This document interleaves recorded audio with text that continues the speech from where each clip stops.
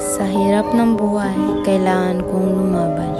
Hinapil man ang mundo, patuloy pa rin babangon. Pagtatapos ng pag-aaral, ang tangi kong pangarap, ang buhay na mga mahal ko ay umangat. Ito ang storya ng aking buhay.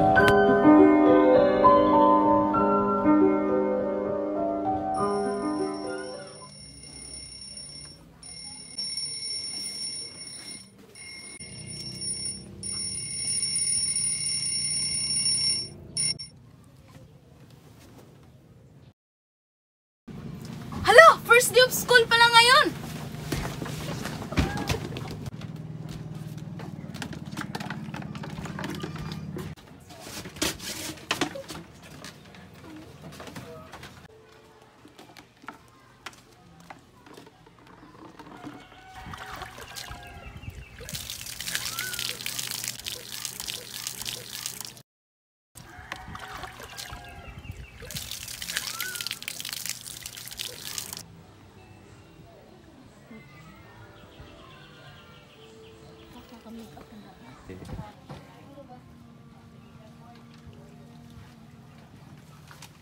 Okay.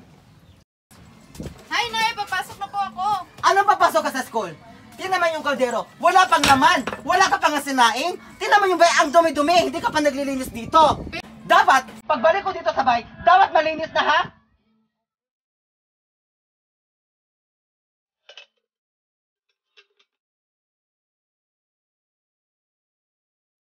Magandang hapon. Nandito bang ina ni Shinmi? Sino ba kayo? Anong pakain nyo dito sa Pwede bang- lugar namin? Pwede bang hiraminan yung oras at mag-usap muna tayo sa iyong tahanan? Oh, walang problema.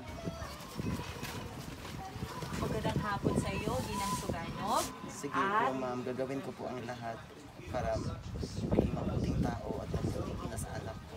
Okay, babalik kami dito at titingnan namin kung may pinagbago ba ang mga ugali mo, no?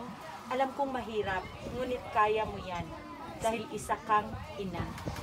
Anak, mag-merienda ka muna. Sige po, Nay. Salamat po. Para ubusin mo yan, anak, ha? Nay, alis na po ako, Nay. Anak, saglit lang. Uminom ka muna ng gatas para maging malusog ka sa school. Sarap. Salamat po, Nay. Ano naman, anak? Salamat sa inyong mga guro. Naranasan ko ang tamang nutrisyon dahil ginawa nyo ng solusyon.